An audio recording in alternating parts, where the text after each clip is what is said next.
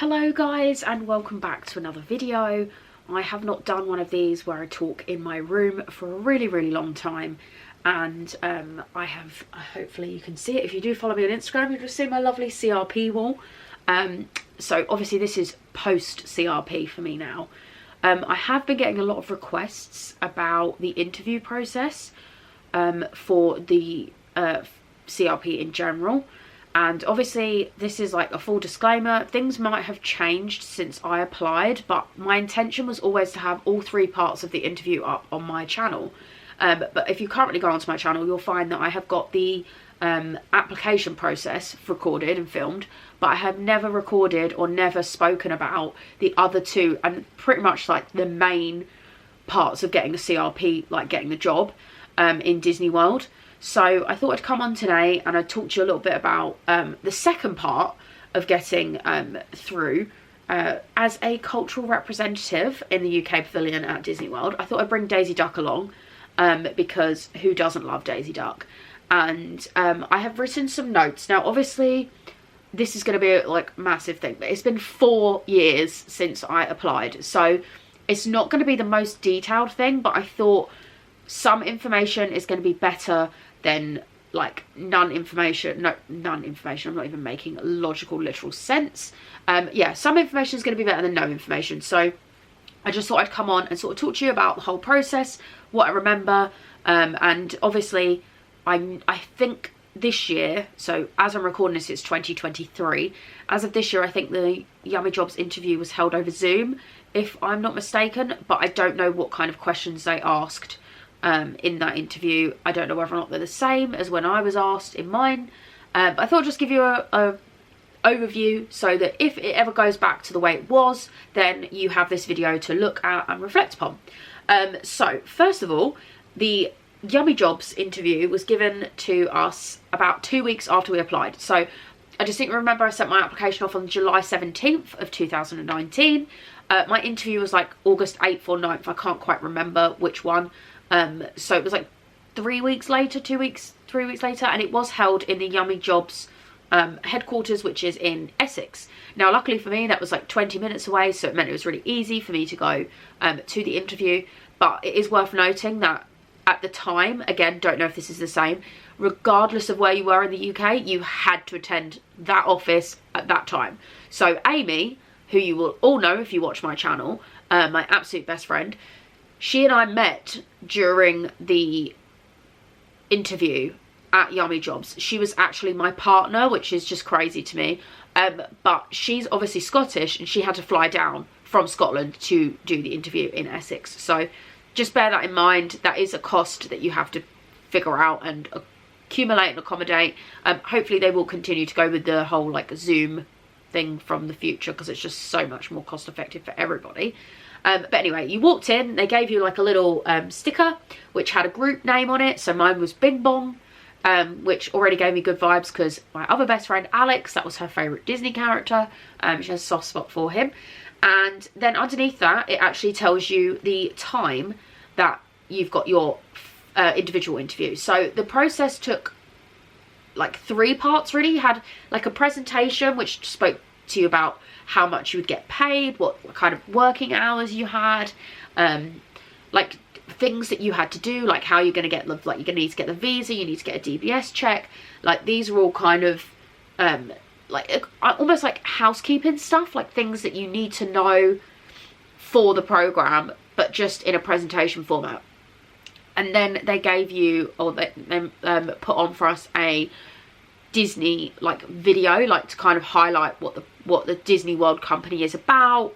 It's funny actually because they repeated this video at the final interview as well, and I just remember sitting there thinking, this is so funny, they just love this video. Anyway, they also showed us that video at Traditions, I believe. So I have now in total seen that video 3 times. God knows whoever's done a program more than once how many times I've seen that, but regardless, it's a little side note. So you watch that, and then after that they took you into groups for a group interview. So this group interview consisted of like 6 people. You sat at the time like a bit like how I'm sat now, so you'd like have a row of 6, everybody was next to each other, and then the interviewer was sat opposite and they were taking notes the whole time. Now This was a bit intimidating for me at first, because I was like, what are they writing about me? And if they weren't writing anything, I took that as a really bad sign, and I was like, oh my god, I've not stood out enough, like they don't care. It is really easy to get caught up in like the competitiveness of making yourself feel seen in that environment. And although I do think it's important for you to contribute when they ask like group questions, which, you know, it happen occasionally, like for everybody to answer, I do think it's really important that you show how friendly and open to communication you are with people around you, and just really showing that you're like actively listening, like, you know, you're concentrating and things like that and whatever. It's really, really important, because these are all like interview skills anyway. So I'm just having a look at my little notes. So one of the first things we had to do was you had to introduce your partner. So hilariously, like I said, Amy was my partner, and we did not know each other before this point. So that was when Amy and I met. So we had to find out where they were from, their name, and then what their favourite food was. So Amy and I had this conversation, but they actually gave you way more time to discuss that than like 30 seconds. So for me and Amy, we just had a conversation anyway. So like, I was asking her if she had any siblings, what park she's been to the most, who her favourite Disney character was. Like, we were just having a conversation, and that, I think, is what they were looking for. They wanted to see, like, do you just stop talking once you've fulfilled what you need to do? Like, can you still keep chatting? Now, at the time, I mean, Amy will contest this if she remembers, I could not remember the name of the town where Amy lives. So when I went to, you had to feed it back and introduce the other person to the group. So when I went to do that, I was like, she's from Scotland, but I can't remember the name of the place in Scotland.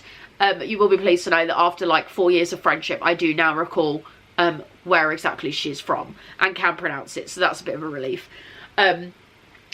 Anyway, so after that, you then had to bring along with you an item. So there was a sort of briefing when you got the interview that said you must bring along an item that you can talk about, that shows is related to like your hometown. Now, what I did, and I don't think it really matters what object you bring. Like, it can be completely related to your hometown, or it can not be related, but like, as long as you can tie it in and you can talk about your hometown with a lot of enthusiasm, confidence and knowledge, that's what they're looking for. So for me, for example, I've lived in 3 different places across the UK, because I went to university in Chester, I grew up and lived in London, and now I live in just on the outskirts of London in Hertfordshire. So I was like, I'm gonna bring a wooden train, because I was like, a wooden train links all the places for me together. Like, you can go from one to the other via the train. And also, like, my hometown, which was like Enfield, Edmonton, that was really important for the train industry. Anyway, I will not go into what I spoke about in my 2-minute talk. However, you need to be able to talk about that with a lot of like what's the word? Like I said, confidence, knowledge, passion as well. They're looking for all of those kind of things. And yeah, just it was fine. I mean, Amy's was fantastic. I remember sitting next to her and thinking, why did I not do that? That is such a good idea. Amy made her own postcard for the town that she lives in. So she literally said that there are no postcards depicting where she is in Scotland, so she's going to make her own. So she did, and I was like, that's so impressive. Other people had other things. Some people had like t-shirts. Somebody bought a donut because they live, I can't remember where they lived, but they lived in a place where there was just loads of roundabouts, so they just brought a donut with them to talk about that. And then another person bought a cow because they were really known, that like where they lived was really known for milk and dairy products, butter, stuff like that. So there's all these different things. It really doesn't matter, like, as long as you're creative with it and you can talk about it for 2 minutes, that's really all they're looking for. So that was that. Then after that, we got given a picture of a random item of something that you could probably find in the pavilion. So there was a massive range. I will give you a list of a few that I can remember. And then you had to sell that item. But you were given that item, like, here you go, do it. it was very nerve-wracking for me. I was very worried, but there was things like beer was one of them, Winnie the Pooh, like a Winnie the Pooh plush was one of them, tartan, a football shirt, roast dinner was another, and like I think it was a double-decker chocolate bar. And I honestly, it's just going to shock so many of you probably, I've no idea what a double-decker is. I've never had one. I know it's a chocolate bar. I couldn't tell you anything about it. So when I saw the card with that chocolate bar on, I was like, oh my god, please do not give me that, because I have absolutely no idea what to talk about. And I was terrified. I was honestly terrified. So please do your research on chocolate bars if this ever comes back. If you don't know chocolate bars, just look into them, please, because honestly, I was so scared. Anyway, as it turns out, the one thing I was dreading more than that was the football shirt, because I was like, what am I going to say? Amy got the football shirt. It was a Manchester United one, I believe, as well, because I thought that was funny. And she did a fantastic job. She spoke about, like, the material being very lightweight, so if you wanted to do, like, exercise in it, it'd be really good for that. And this is one of the main football teams in the UK, and, like, football was seen as a really big thing in the UK, and that we celebrate it and go a bit crazy for it. It's a part of our, like, culture, essentially. Anyway, she did a whole big spiel on that.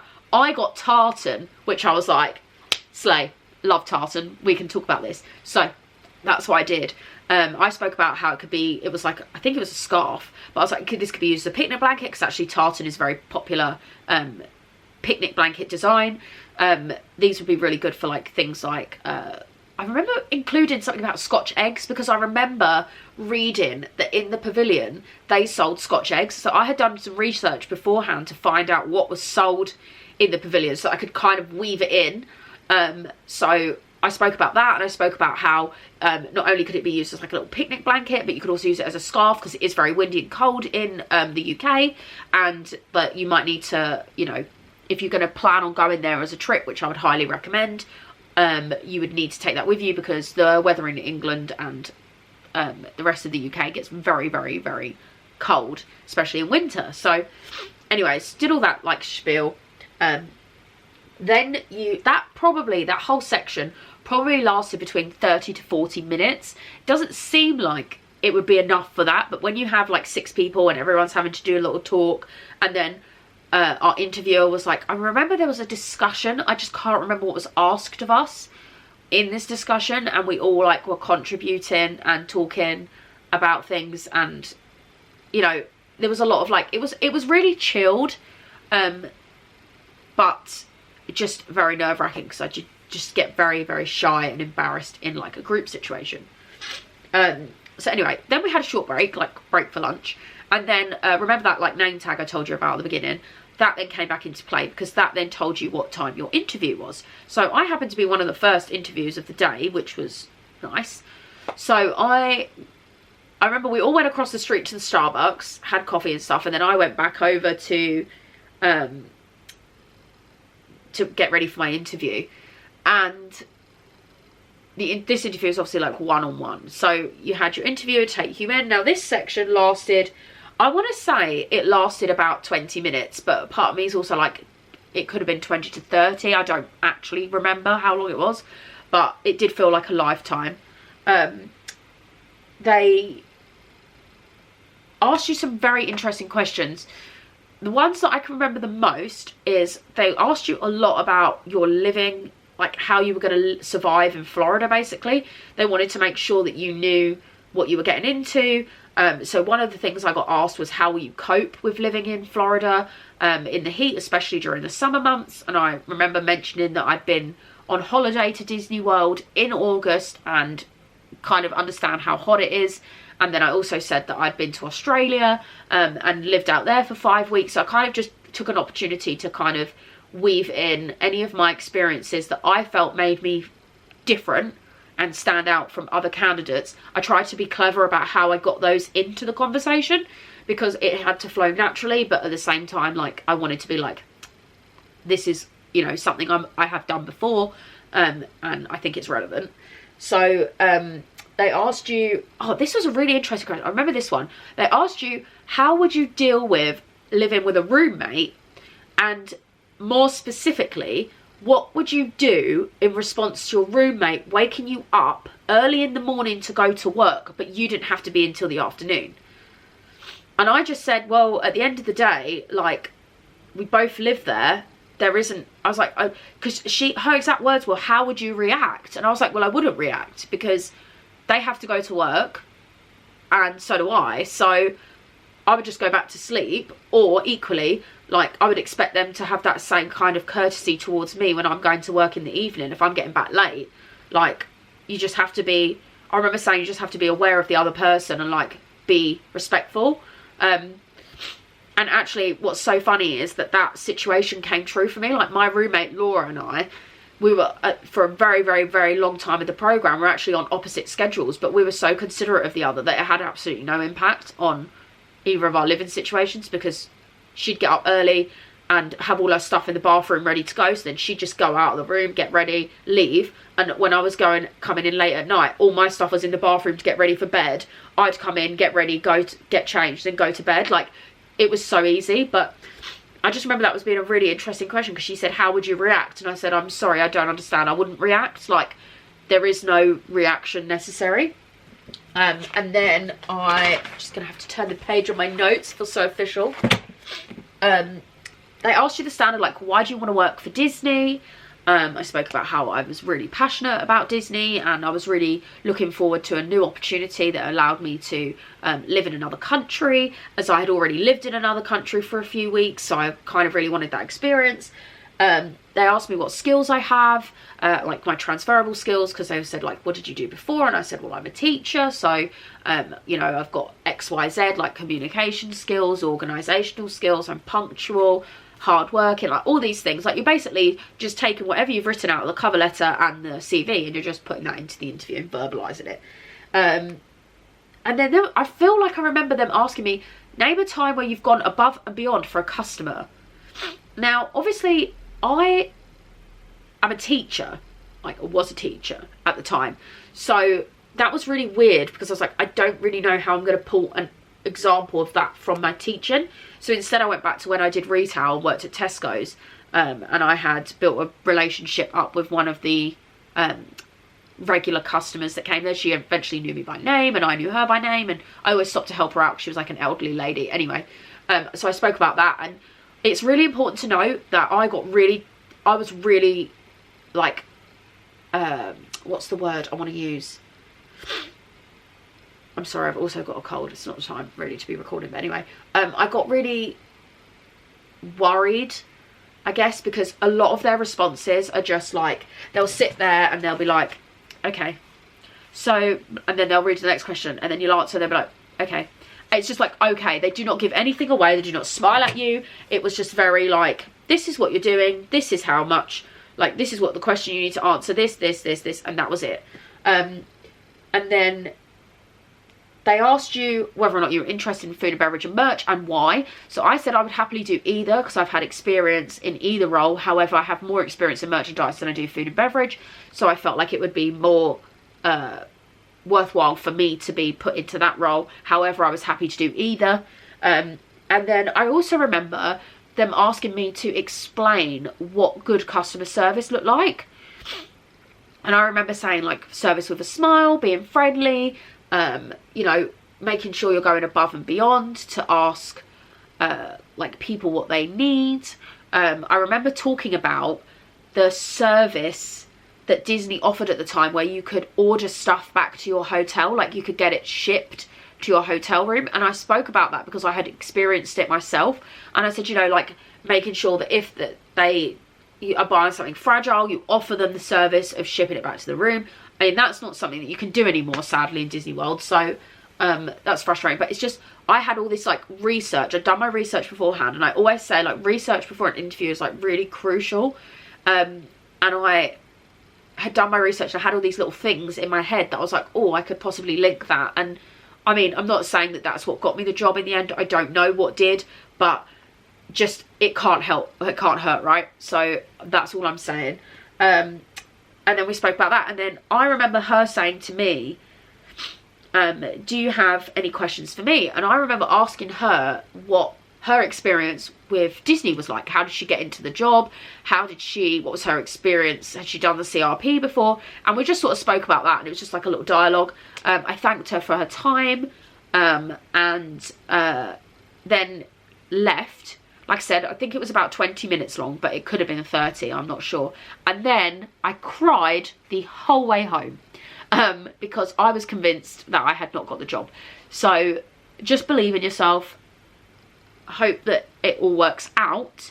Obviously you can also search online, and I remember doing this for questions that they might ask you in the interview for Yummy Jobs. So if you haven't already Googled it, Google it, see what questions come up, because even if they don't ask you those questions, if you rehearse answers, or you think about answers that would possibly match, then you will have things prepared that if they ask you something similar, you've like already accumulated that answer, if that makes any sense. But really the key point from this, all of this, is to just think about research.